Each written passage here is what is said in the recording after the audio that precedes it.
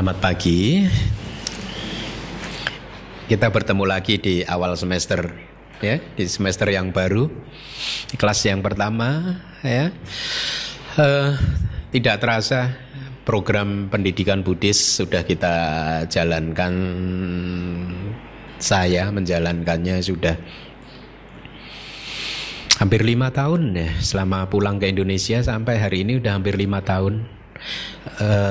Kemarin umat dari Surabaya ada yang menanyakan kepada saya tentang DVD ceramah saya, dan kemudian saya mengatakan sudah mungkin lebih dari 100 judul ceramah yang ada di DVD gitu yang didokumentasikan. Saya melihat angkanya cukup banyak ya sesungguhnya yang sudah kita lakukan dalam memajukan pendidikan Buddhis, dalam menyebarkan dhamma, ya, yang menyebarkan khususnya pariyati, belajar Tripitaka.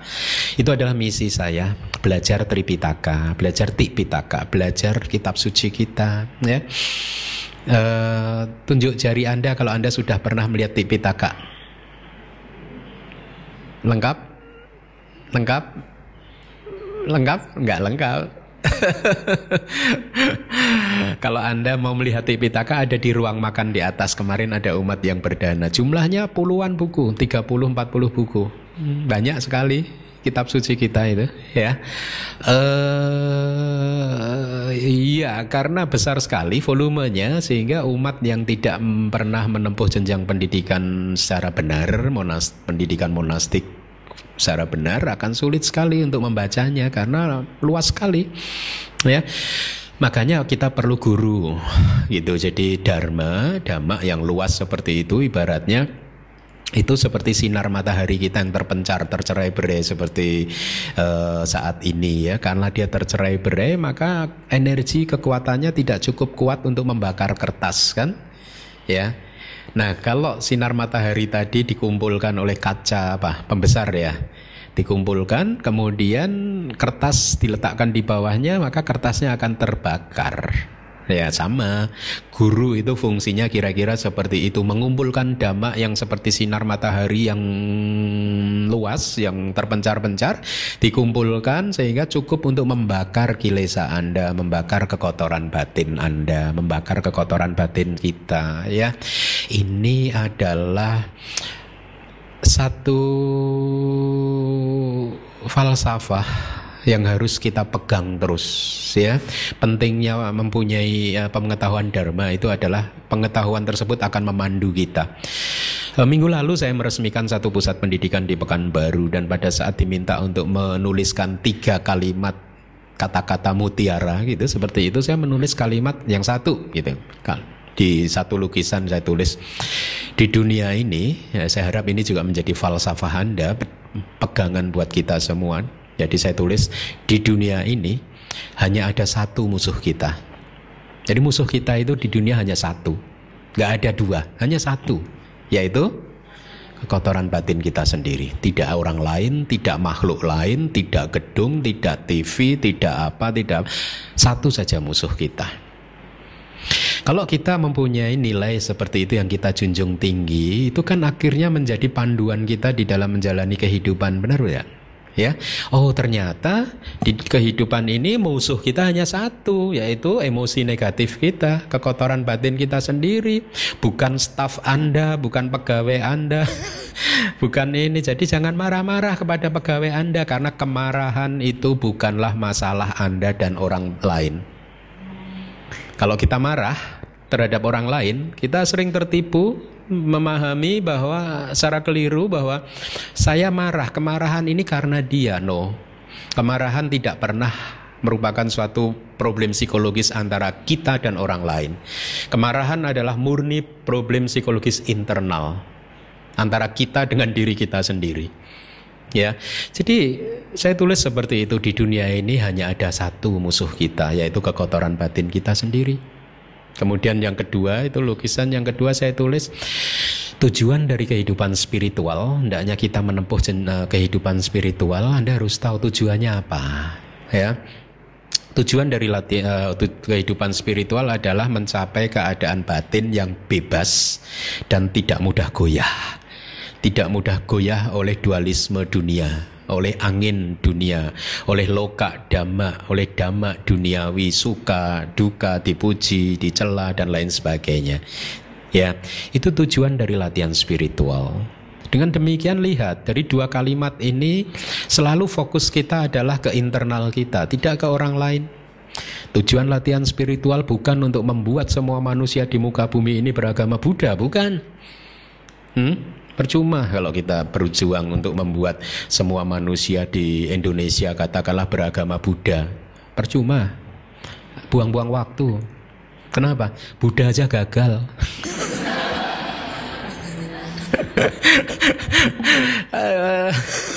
Tidak gagal sesungguhnya karena emang itu bukan misinya Buddha, kan? Ya, bukan misi kita juga untuk membuat semua manusia beragama Buddha. Ya, misi kita adalah untuk mengembangkan kebijaksanaan, ya, menumbuhkan kebijaksanaan dari yang ada di teman-teman kita, sekeliling kita, orang siapapun yang kita kenal. Itu misi kita, membuat manusia bisa memahami kehidupan ini dengan lebih baik. Kita tidak mempunyai misi agama, kita mempunyai misi kebijaksanaan, kewelas asihan dan sebagainya. Dan itulah yang ditekankan oleh guru saya di Myanmar. Guru saya selalu mengatakan seperti itu.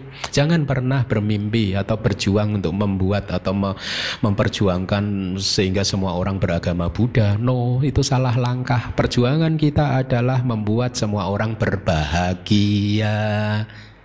Nah, enak ya. Agama kita agama apa? Agama bahagia. Nah, ya, jadi falsafah seperti itu akan membantu kita untuk kembali ke track yang benar gitu. Kalimat yang ketiga kalau saya tidak salah tujuannya saya tulis tidak ada apapun yang pantas untuk kita lekati, ya. Tidak ada apapun dalam semesta ini yang pantas untuk kita lekati. Kalau Dhammapada mengatakan, seseorang mengatakan ini suami saya, ini anak saya, ini istri Anda.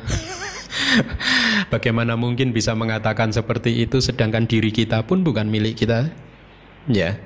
Jadi pemahaman-pemahaman yang seperti ini itu penting sekali. Paling tidak kita mempunyai arah bagaimana menjalani kehidupan ini. Dan dengan demikian setiap hari kita melangkah maju, semakin berkembang di dalam latihan spiritual kita. Nah, topik pagi hari ini yang ingin saya bawakan adalah tentang, sedikit menyinggung tentang Abhidhamma, ya. Tetapi karena saya pertimbangkan topik ini sangat bagus, semoga bisa memberikan pemahaman Anda yang lebih baik tentang bagaimana mengelola emosi-emosi Anda. Ya, topik ini adalah tentang apa? Kalau di dalam Abhidhamma itu domana sawedana. Domana sawedana itu perasaan tidak suka. Ada rasa tidak suka, ya. Sering kan Anda mengalami rasa tidak suka muncul. Lihatlah bagaimana reaksi batin Anda pada saat rasa tidak suka itu muncul. Rasa tidak suka tidak hanya ditujukan atau berkaitan dengan orang-orang yang tidak Anda sukai. Rasa tidak suka tidak hanya berkaitan dengan musuh atau orang yang telah menyakiti Anda. Tapi rasa tidak suka itu range-nya, jangkauan ininya itu lebar sekali. Bahkan mencakup rasa tidak suka, rasa iritasi, merasa terganggu dengan sesuatu yang sangat lembut sekali. Misalkan, ya, kalau ada seseorang atau misalkan terganggu dengan kondisi kursi Anda atau kursi sebelah Anda yang diduduki oleh teman Anda yang selalu berbunyi, ada muncul rasa tidak suka, ya. Atau rasa tidak suka terhadap apapun, mungkin terhadap aliran lain, terhadap organisasi lain, terhadap agama lain, atau rasa suka tidak, bahkan sampai ke rasa suka yang dalam intensitas yang sangat kental sehingga akhirnya membangkitkan perilaku yang agresif. Tetapi meskipun rasa tidak suka itu mempunyai range yang sangat lebar sekali, dari yang paling lembut sampai yang agresif paling kasar, tapi mereka mempunyai ciri yang sama. Yang paling lembut dan yang paling kasar mempunyai ciri yang sama. Cirinya adalah satu aktivitas di batin, di mental kita, ya, di hati kita yang ingin menghancurkan objek yang membuat kita tidak senang tersebut. Kalau Anda tidak menyukai kursi Anda, lihatlah batin Anda ingin menghancurkan kursi tersebut. Kalau Anda tidak menyukai teman di sebelah Anda, lihatlah batin Anda ingin menghancurkan orang tersebut. Mungkin tidak menghancurkan dalam artian yang ekstrim, tetapi ingin mengenyahkan orang tersebut, ingin mengusir orang tersebut, ingin menjauhkan orang tersebut dari Anda, ingin menjauhkan kursi tersebut dari Anda. Jadi lihatlah bahwa Anda menolak sesuatu.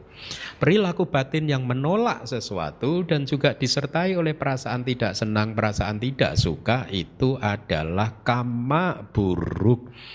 Seringkali umat Buddha masih keliru memahami kama dan buah dari kama. Kalau seseorang sedang mengalami perasaan tidak nyaman karena mungkin melihat orang yang tidak disukai, dia berpikir bahwa oh ternyata saya sedang memetik kama buruk saya. Anda juga memahami seperti itu? Kalau muncul perasaan tidak senang, perasaan tidak suka ya karena melihat sesuatu atau mendengar suara, maka Anda berpikir juga seperti itu kan? Seolah-olah Anda sedang memetik karma buruk, ya. Sekarang saya katakan no, Anda tidak sedang memetik karma buruk, Anda sedang menanam karma buruk. Karena itu adalah reaksi batin Anda. Jadi lihat, kalau Anda komplain, Bante suami saya, istri saya kok begini, begitu, begini, ini buah karma saya. No, itu karma baru yang Anda tanam terus. Jadi rasa tidak senang itu adalah aktivitas batin yang merupakan reaksi batin kita terhadap objek. Ya, dan dua hal ini selalu muncul bersama-sama, rasa tidak senang dan perilaku batin yang ingin menghancurkan objek tersebut. Ini dua hal yang berbeda, ya.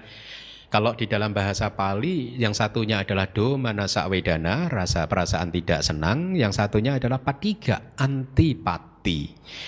Ya, dua energi batin yang berbeda diberi perumpamaan yang sangat indah di kitab komentar seperti air kencing dan racun yang bercampur.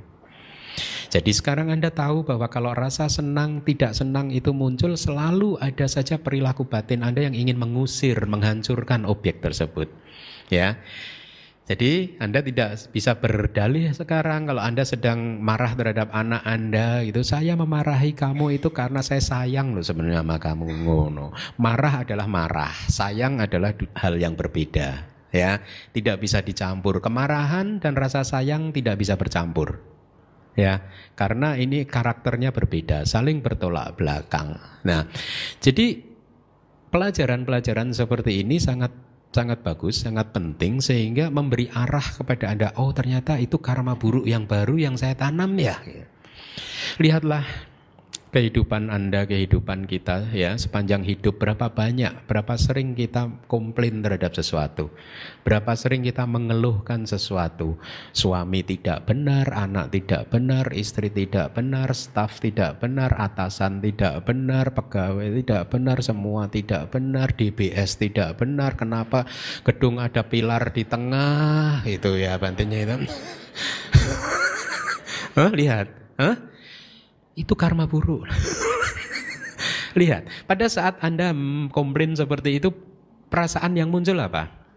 Nyaman atau tidak nyaman? Lihat, hati-hati. Pada saat perasaan tidak nyaman muncul, apapun itu alasannya, keadaan batin Anda sedang berada dalam keadaan batin yang negatif. Tidak baik. Ya, harus kita hindari. Tapi bagaimana cara menghindarinya? Karena kita ini kan makhluk yang sudah terkondisi oleh pengalaman masa lalu. Kita ini adalah manusia yang sudah menganut paham-paham tertentu, budaya-budaya tertentu yang sudah kita pegang sejak kita kecil, dari orang tua kita, dari leluhur kita. Semuanya ini membuat akhirnya persepsi kita terdistorsi. Ini penting sekali, sanya wipalasa. Persepsi yang terdistorsi inilah yang membuat manusia jatuh dalam penderitaan. Persepsi yang terdistorsi inilah yang membuat akhirnya semua emosi-emosi negatif ini muncul. Emosi negatif yang sangat merusak, yang sangat menghancurkan ketenangan, kedamaian, dan kebahagiaan kita. Sesungguhnya proses psikologis menurut ajaran Buddha, pada saat Anda tidak menyukai sesuatu, ya, sesungguhnya yang terjadi adalah bukannya Anda tidak menyukai benda tersebut. Ya, benda tersebut sesungguhnya baik-baik saja. Ya, tidak memunculkan rasa tidak suka di dalam hati Anda. Tetapi karena persepsi Anda yang sudah terdistorsi, akhirnya Anda tidak suka terhadap objek tersebut. Saya akan uraikan proses psikologis menurut ajaran Buddha, Abhidhamma. Ya, apa yang terjadi? Katakanlah saya ambil contoh. Ya, saya sering mengatakan kepada Anda, apa yang kita anggap sebagai kehidupan itu sesungguhnya hanyalah fenomena alamiah pada saat 6 indera kita bertemu dengan objeknya, itu kehidupan. Bukannya ada aku yang melihat, aku yang mendengar, aku yang berpikir dan lain sebagainya. No, ini hanyalah fenomena alamiah saja. Anda melihat dan mendengar ke arah saya, itu adalah fenomena alamiah. Kenapa? Karena sensitivitas atau indera telinga Anda bergesekan dengan suara saya sehingga mendengar bisa muncul. Bukannya ada sesuatu yang diam di sini menunggu mendengar, menunggu melihat, menunggu berpikir. No. Dia hanyalah fenomena yang muncul dan lenyap karena sebab dan kondisi. Saya beri contoh seperti ini. Kalau yang murid Abhidhamma sudah paham yang begini-begini ini. Batang korek api dan kotak korek api. Kalau kita gesekkan apinya muncul, betul? Ya. Pertanyaan saya, sebelum digesekkan ada api tidak? Tidak ada. Kok kemudian apinya ada? Tadi tidak ada, kok sekarang ada begitu digesekkan? Pertanyaan lain. Kalau tadi tidak ada api, berarti ada api dong, karena begitu digesekkan muncul apinya. Nah, api itu disimpan di mana? Apinya disimpan di mana? Di batang korek api? Di kotak korek api? Api adalah fenomena alamiah yang muncul sebagai akibat batang korek api dan kotak korek api digesek. Api muncul. Proses mendengar adalah fenomena alamiah pada saat telinga Anda bergesekan dengan suara saya. Mendengar muncul. Anda bisa melihat ke arah saya saat ini. Proses melihat adalah fenomena alamiah yang muncul pada saat indera mata Anda bergesekan dengan tubuh saya. Apinya muncul. Tapi kalau tidak ada gesekan, apinya tidak ada. Jadi sekarang batin Anda disimpan di mana? Tidak ada. Tidak di mana-mana. Pada saat batin itu harus muncul, dia muncul tiba-tiba. Sama logikanya. Pohon mangga yang tidak berbuah, belum musimnya, nanti pada saat musimnya tiba dia berbuah. Nah, pada saat musimnya belum tiba, mangganya tadi, buah mangganya disimpan di mana? Di akar. Di pohon, di dahan, di daun, di mana? Enggak disimpan di mana-mana. Pada saat situasi, kondisi, sebabnya muncul, buahnya muncul. Nah, logikanya hampir sama. Inilah yang disebut anatta, bukan diri. Kehidupan ini bukan milik Anda, bukan diri Anda, bukan Anda, dan lain sebagainya. Kehidupan ini hanyalah fenomena alamiah di mana 6 indera bertemu dengan objeknya masing-masing. Apa itu 6 indera? Mata, telinga, hidung, lidah, kulit, dan juga hati. Pada saat kita berpikir, merenung masa lalu, merancang masa depan, marah terhadap seseorang, sedang bernafsu, sedang kesombongan sedang muncul, semua ada di hati kita. Ya, jadi ini hanya fenomena-fenomena alamiah saja yang sesungguhnya itu muncul berdasarkan hukum yang sudah pasti. Nah, hukumnya itu seperti ini. Pada saat kita mendengar suara, katakanlah suara yang tidak baik, yang sedang mengkritik kita atau memfitnah kita, ya. Ya. Memang benar pada saat detik pertama kita mendengar suara tersebut, maka suara itu adalah buah dari perbuatan kita. Tapi Anda harus perhatikan bahwa buah itu hanya muncul di detik itu saja. Tapi setelah detik itu muncul, mendengar suara tersebut, apa yang terjadi? Ternyata reaksi, batin kita mulai bereaksi. Ya, yang terjadi adalah begitu suara itu masuk ke dalam telinga, ya, kemudian suara tersebut kan sudah lenyap sesungguhnya. Sama batin yang persepsi yang sudah terdistorsi tadi, suara yang sudah lenyap direkam, freeze, di pause, direkam, diingat-ingat terus. Tadi dia mengatakan saya apa, katakanlah. Jangan saya, mengatakan Anda aja. Ya, mengatakan saya sesuatu yang tidak baik, direkam, dimasukkan ke dalam hati.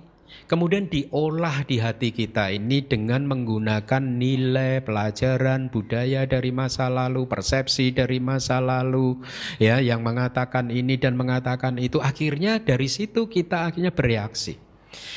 Jadi lihat, reaksi kita sudah terdistorsi. Paham?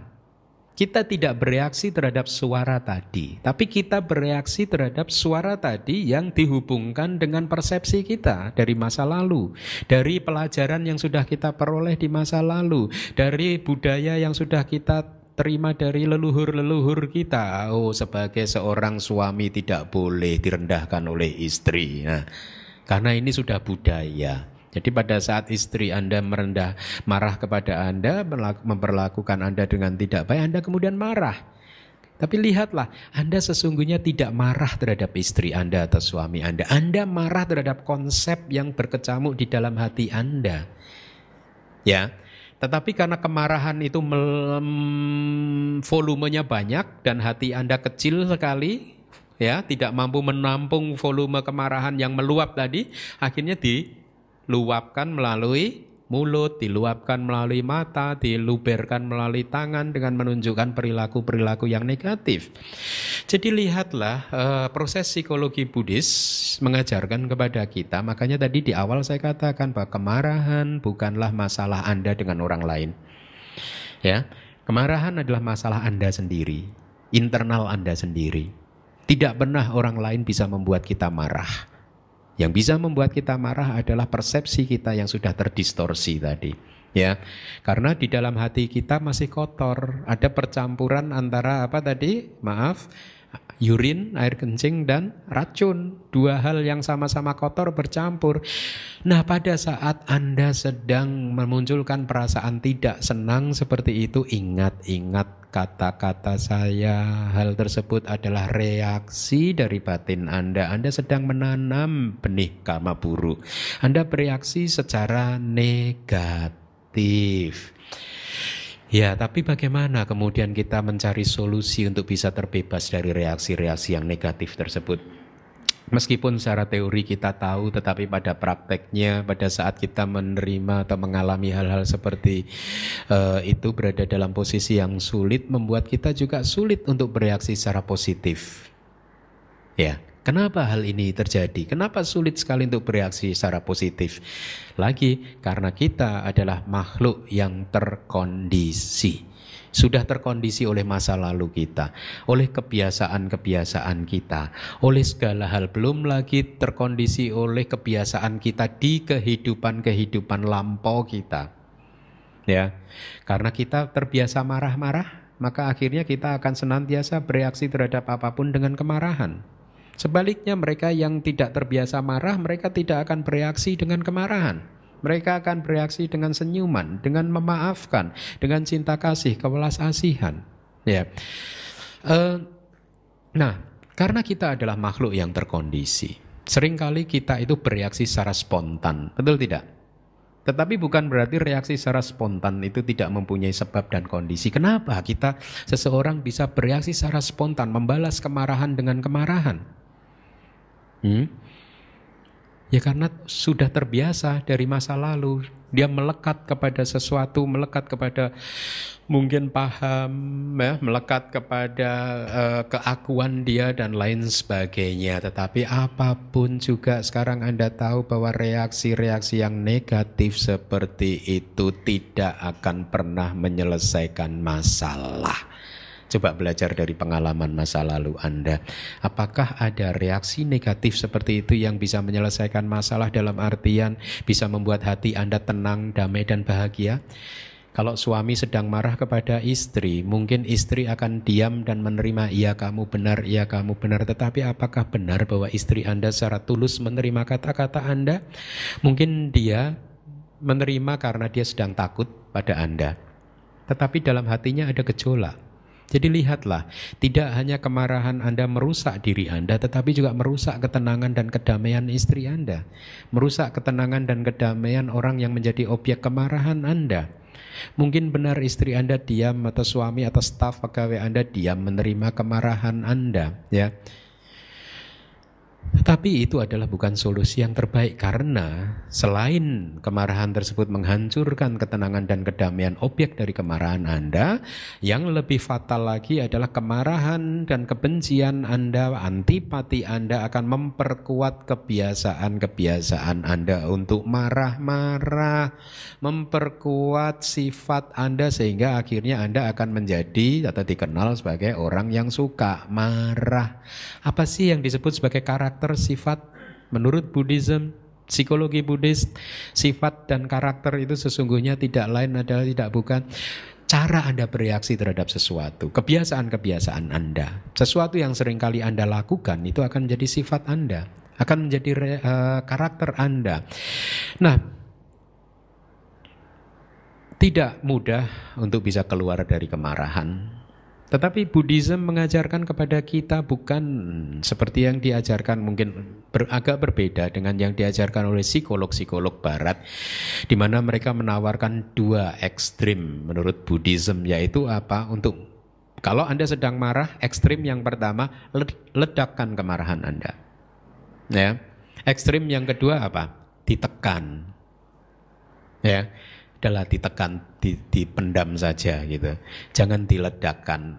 Buddhism menolak keduanya. Buddhism tidak mengajarkan kepada kita untuk meledakkan kemarahan, tidak juga untuk menekan kemarahan, tetapi Buddhism mengajarkan kepada kita untuk memahami kemarahan itu sebaik-baiknya, memahami secara menyeluruh. Bagaimana rasanya pada saat perasaan tidak senang itu muncul, ya. Bagaimana rasanya pada saat antipati itu muncul. Bagaimana efek yang ditimbulkan oleh perasaan tidak senang dan antipati ini kepada orang lain, kepada lingkungan di sekeliling kita, ya. Kalau Buddha mengatakan jati biduka, kelahiran adalah penderitaan. Lihat, kita refleksikan pada saat melihat ada bayi terlahir, oh iya menderita seperti itu. Jara biduka, ya. Menjadi tua adalah penderitaan. Kita rasakan, kita amati sekeliling kita bagaimana orang-orang yang sudah berumur, ya, dia menjadi semakin lamban, dia menjadi tidak sesehat mereka yang masih muda, ya. Bagaimana mereka yang sudah berumur itu seringkali mengalami berbagai penyakit ini dan penyakit itu adalah karakter dari kehidupan. Satu saat nanti Anda pun juga menjadi tua. Saya sudah mengalaminya sekarang. Sudah tahun depan sudah setengah abad usia saya. Sudah mulai banyak menurun vitalitas fisik dan lain sebagainya. Tetapi itu adalah hal yang memang harus terjadi. Ya, jadi penderitaan baru akan muncul, rasa tidak senang akan muncul, antipati akan muncul kalau Anda tidak bisa menerima keadaan ini dengan baik dan lapang dada. Oleh karena itu Dhamma penting sekali. Anda harus belajar Dhamma, karena Dhamma mengajarkan kepada kita tentang kehidupan ini apa adanya. Renungkanlah bagaimana rasanya menjadi tua, bagaimana rasanya menjadi sakit, sedang mengalami sakit, penyakit ini dan penyakit itu. Renungkanlah bagaimana rasanya pada saat orang yang kita sukai, orang yang kita cintai meninggalkan kita. Atau renungkanlah bagaimana rasanya pada saat kita dikelilingi oleh orang-orang yang kita benci dan lain sebagainya. Atau renungkanlah bagaimana rasanya pada saat kita tidak mendapatkan apa yang kita inginkan. Ini adalah ciri kehidupan. Anda tidak bisa menghindari itu semua. Pasti akan sampai ke dalam kehidupan kita bahwa satu saat nanti kita akan menjadi tua, sakit, tidak mendapatkan yang kita inginkan, dikelilingi oleh orang-orang yang tidak kita sukai, ya, berpisah dengan orang yang kita cintai. Kalau Anda bisa memahami bahwa semua hal seperti yang saya sebutkan tadi adalah hal yang harus kita terima di dalam kehidupan ini, maka kita akhirnya bisa menghindari rasa tidak senang dan antipati. Kita bisa mengeliminasi, meminimalkan reaksi-reaksi yang negatif karena kita mulai bisa menerima proses itu secara alamiah. Reaksi yang negatif, kemarahan, kebencian, rasa tidak senang, kemudian antipati, ingin menghancurkan objeknya, hanyalah melihat objek tersebut dari sisi yang negatif. Lihatlah, pada saat itu batin kita menjadi sangat, perspektifnya sangat sempit sekali. Hanya melihat dari satu sisi saja. Tidak melihat dari semua sisi terhadap objek yang membuat kita marah atau membuat kita kemudian jengkel. Ya. Seseorang yang sedang marah, orang tersebut sedang melihat objek kemarahannya dari sisi gelap, dari sisi yang negatif. Betul tidak? Dan kemudian penglihatan yang tidak objektif tersebut, yang one-sided seperti itu, persepsi yang sudah terdistorsi, mengelabui batin, mengatakan bahwa orang tersebut memang jelek. Ya. Beberapa minggu yang lalu ada bukan umat Buddha datang kepada saya, suami istri sedang cekcok. Cekcok karena diganggu oleh orang lain. Jadi salah satu pasangannya itu menerima informasi dari orang ketiga tentang suaminya gitu. Ya. Di mana ternyata informasi tersebut belum tentu benar, tidak dicek kebenarannya sama si istri gitu. Dia main gitu aja tadi, langsung marah kepada suaminya gitu. Nah, singkat cerita mereka menemui saya katakan, satu, kamu harus cek dulu kebenaran informasi tersebut. Ya. Kedua, kenapa kamu mengorbankan rumah tangga kamu yang sudah dijalin selama berapa? 95 sampai sekarang berapa tahun? 30 tahun? 20 ya? Rumah tangga yang sudah dibina selama 20 tahun kamu hancurkan dengan informasi dari orang ketiga yang belum tentu benar. Kenapa bisa seperti itu? Kenapa bisa seseorang mengambil keputusan yang fatal seperti itu? Ya, cerita ini tidak begitu fatal, tetapi ini mewakili suasana bagaimana kalau Anda sedang marah. Kalau Anda sedang marah, Anda hanya melihat objek kemarahan Anda tadi dari sisi gelap, dari sisi negatif, dan kemudian persepsi yang terdistorsi tadi mengelabui kita, mengelabui Anda dengan mengatakan kepada batin kita bahwa dia orang yang jahat. Dari lahir sampai nanti mati dia jahat terus. Makanya dia harus dihancurkan, harus diusir, harus jauhkan dari kita. Lihat, perilaku batin seperti ini adalah perilaku batin yang tidak paham Dhamma.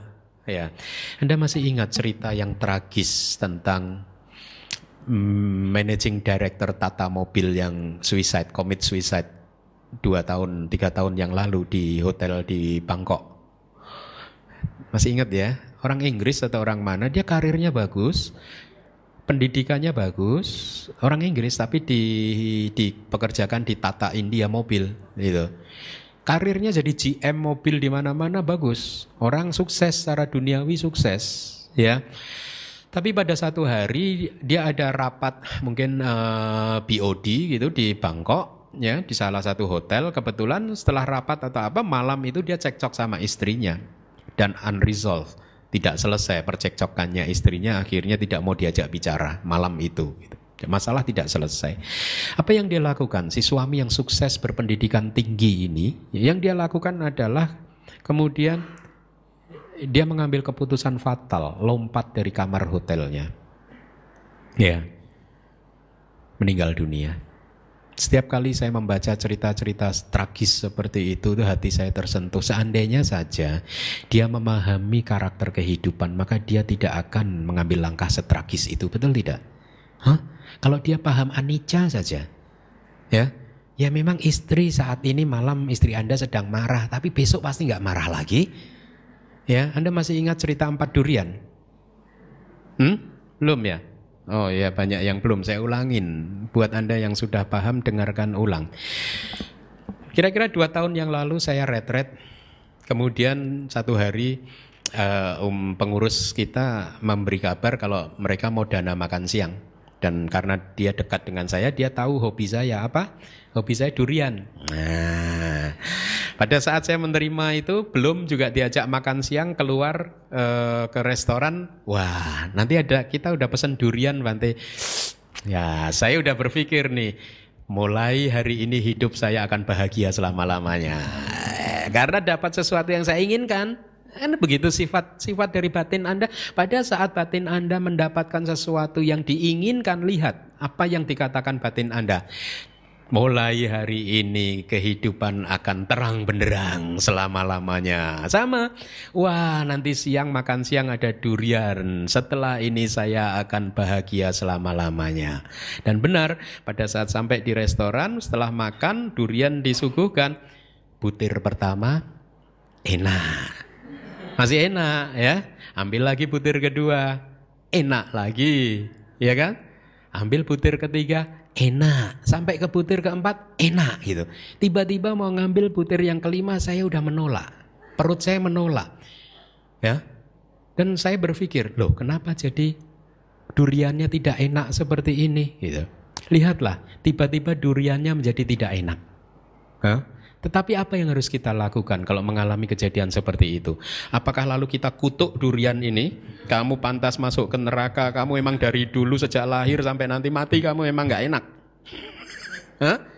Apa yang kita lakukan? Apakah kita hancurkan durian tersebut? Terus apa yang kita lakukan? Diamin aja. Besok dia enak lagi. Betul tidak? Pasti dia besok enak lagi. Tidak usah bereaksi secara negatif terhadap objek-objek kemarahan Anda, karena pasti besok akan enak lagi. Sama kalau Anda sedang marah terhadap siapapun, seperti tadi Managing Director Tata, kalau saja dia sudah mendengar 4 durian ini, dia tidak akan bunuh diri. Sangat sia-sia bunuh diri yang dia lakukan oleh seseorang yang sangat sukses di dalam kehidupan ini. Pendidikan juga sangat tinggi. Mengakhiri kehidupannya karena dia pikir bahwa istrinya akan marah kepada dia selama-lamanya. Dia lupa bahwa dia sudah makan durian butir yang keempat. Besok butir yang kelima tunggu, jangan sekarang dimakannya besok. Nah, sama kalau Anda marah terhadap siapapun, ingat-ingat cerita ini, bahwa kalau Anda sedang jengkel, sedang marah, tahan. Katakan dalam diri Anda, saya sudah makan butir yang keempat. Yang kelima emang udah pasti di mana-mana udah nggak enak lagi. Makanya kalau makan sedikit-sedikit biar lama happy-nya. Ya, jangan dihabisin 4 butirnya, itu pelan-pelan gitu. Tapi satu saat akan sampai ke butir yang keempat, di mana kebahagiaan Anda berakhir. Ya. Tetapi dari cerita ini harusnya bisa menjadi inspirasi yang bagus. Perilaku kita terhadap durian adalah perilaku yang harus hendaknya juga kita lakukan di dalam kehidupan ini terhadap siapa saja. Tunggu, karena besok pasti dia akan enak lagi. Dengan demikian Anda tidak menanam karma buruk, tidak melakukan hal yang tidak baik, dan Anda bisa menjalin hubungan yang penuh keharmonisan dengan siapapun. Lihatlah bahwa perasaan yang tidak nyaman, perilaku antipati, rasa jengkel, benci itu adalah perilaku negatif batin Anda yang tidak pernah menyelesaikan masalah.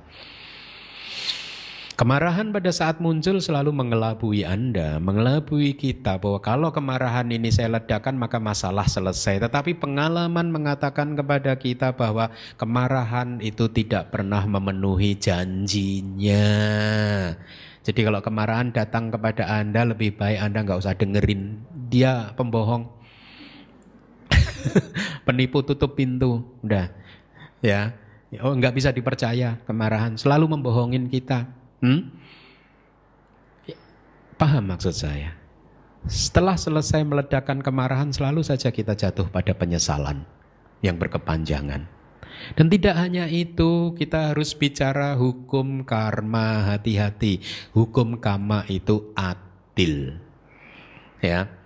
Apa yang Anda inginkan, itu yang akan Dia berikan. Hukum karma itu maha penyayang, maha pengasih juga hukum karma itu. Artinya begini, kalau memang hobi Anda marah-marah, jangan khawatir. Hukum karma, karena kasih sayang hukum karma kepada Anda, setelah kehidupan ini nanti Anda akan ditempatkan oleh hukum karma di alam tertentu di mana Anda bisa marah-marah setiap detik. Terus marah-marah terus. Di mana itu? Di alam neraka. Seseorang yang terlahir di alam neraka, dia mendapatkan kesempatan untuk melampiaskan hobi marah-marahnya karena dia terbakar terus, marah-marah terus dia. Nah, jadi apa yang menjadi hobi Anda itu yang nanti akan Anda dapatkan. Ya, kalau Anda hobinya adalah penuh cinta kasih, penuh kewelas asihan, maka hukum karma akan membawa Anda terlahir di satu alam di mana Anda akan semakin bisa memunculkan cinta kasih dan kewelas asihan. Jadi hati-hati dengan perilaku-perilaku kita. Karena seringkali kalau Anda tidak memahami hukum karma, Anda akan salah menginterpretasikan hukum karma, menganggap bahwa karma baru Anda anggap sebagai buah karma. Sehingga Anda akan cenderung take it for granted. Ya. Iya, perasaan tidak nyaman, rasa tidak senang, kemudian antipati muncul. Lihatlah pada saat antipati itu muncul, Anda ingin menghancurkan objek yang membuat Anda marah. Apa sih sesungguhnya yang bisa kita analisa dari kacamata Dhamma? Yang bisa kita analisa, bisa pahami adalah bahwa kemarahan, kalau Anda sedang marah, Anda sedang juga menolak bekerjanya hukum karma. Kalau Anda sedang marah, ya, jengkel, rasa tidak senang muncul, perasaan, kemudian perilaku antipati menghancurkan objeknya itu muncul, maka pada saat itu sesungguhnya Anda sedang menolak hukum karma. Karena hukum karma mengajarkan kepada kita, Anda pantas untuk menerima apapun yang sudah Anda terima. Kalau Anda tidak pantas, maka Anda tidak menerimanya.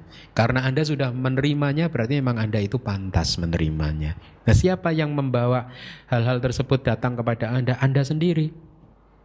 Karena Anda adalah pencipta dari karma Anda sendiri. Anda pencipta kehidupan Anda sendiri. Anda pencipta kebahagiaan dan penderitaan Anda sendiri. Jadi apapun yang kita alami, yang kita lihat, kita dengar, dan kita alami melalui indera-indera yang lain, itu adalah buah dari karma kita. Tapi detik itu dia adalah buah dari karma kita. Cuman masalahnya orang yang tidak terlatih, setelah menerima detik itu, dia tahan, dia bekukan, dia hentikan, kemudian dia olah di hati dengan persepsi yang sudah terdistorsi tadi, dan akhirnya dia bereaksi secara negatif. Kalau orang yang sudah terlatih, dia akan bereaksi secara positif. Jadi sekali lagi, persepsi yang terdistorsi membuat kita menderita. Reaksi-reaksi yang negatif adalah reaksi yang tidak objektif. Karena reaksi tersebut hanya melihat benda dari sisi yang dia suka, dari sisi yang negatif. Dan hati-hati bahwa reaksi yang negatif, kualitas hati yang penuh rasa tidak suka, penuh kebencian tidak akan pernah bisa muncul bersama-sama dengan cinta kasih, kewelas asihan, memaafkan, sabar, puas dengan apa yang ada. Tidak.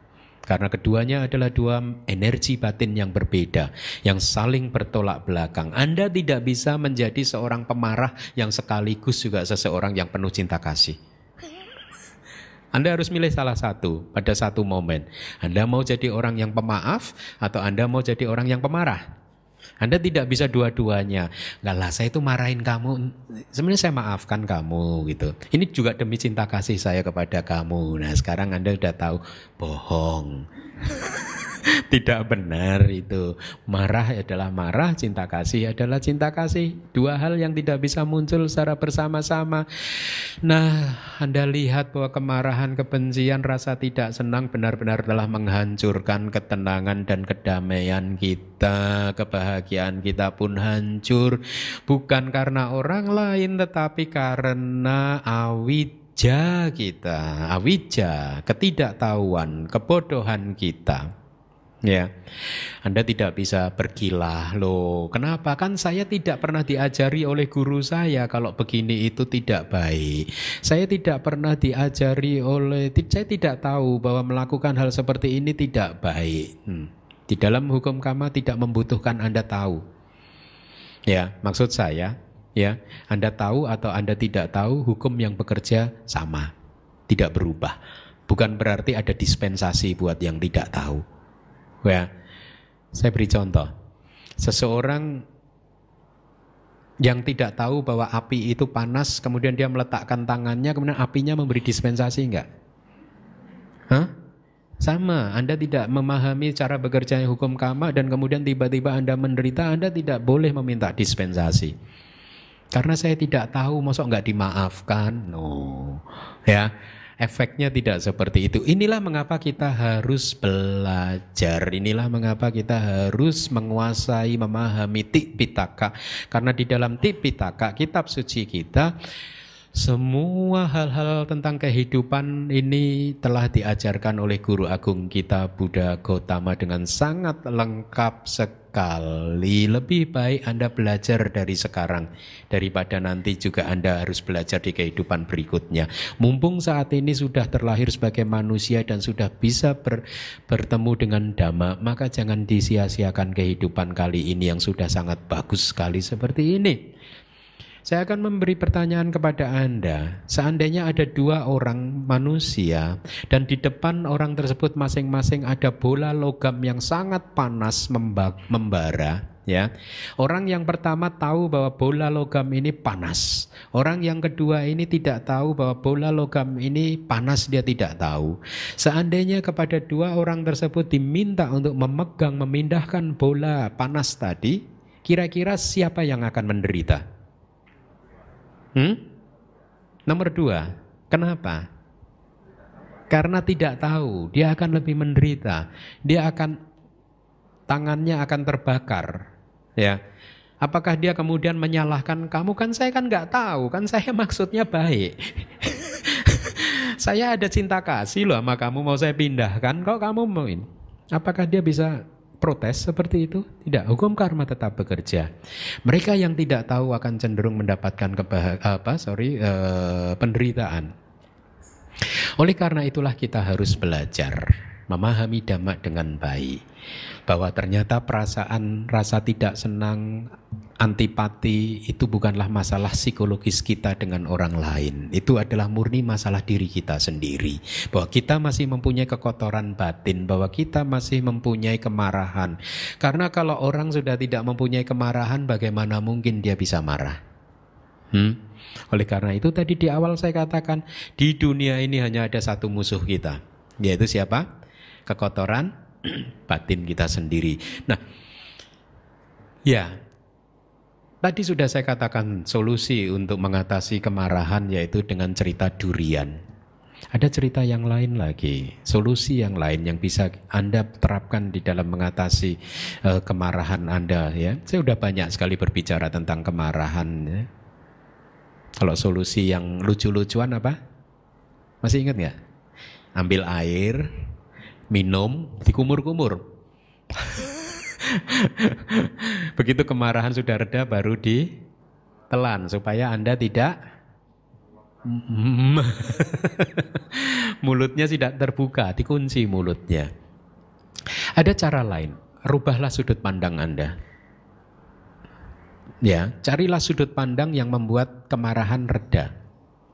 Misalkan, pada saat misalkan Anda marah terhadap anak-anak Anda, ya, Anda sudah tahu bahwa kemarahan itu mempersempit cara pandang Anda, mempersempit perspektif cakrawalaan pandang Anda, ya. Kemarahan hanya melihat objeknya dari sisi yang negatif, Anda sudah tahu. Sehingga apa yang harus Anda lakukan? Merubah sudut pandang. Lihatlah sisi baik dari orang tersebut. Akan selalu bisa kita temukan sisi positif dari siapapun. Tidak ada manusia di bumi ini yang jahat 100%. Pasti dia mempunyai sisi positif. Cari sisi positif tersebut sehingga akhirnya bisa meredakan kemarahan Anda, ya. Anda akan selalu saja bisa melihat satu hal yang sama dari dua sisi, yaitu sisi positif atau sisi negatif.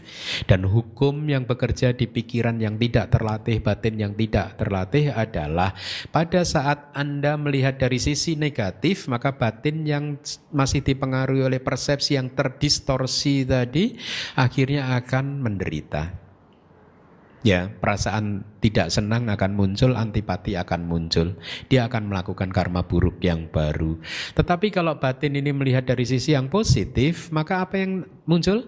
Cinta kasih, kewelas asihan, memaafkan, menerima dia apa adanya, puas dengan dia apa adanya. Dia mungkin memang benar manusia yang tidak sempurna, ya. orang yang membuat Anda marah, tapi sudah pasti dia juga bukan manusia yang terjelek di muka bumi ini. Ya. Jadi dengan melihat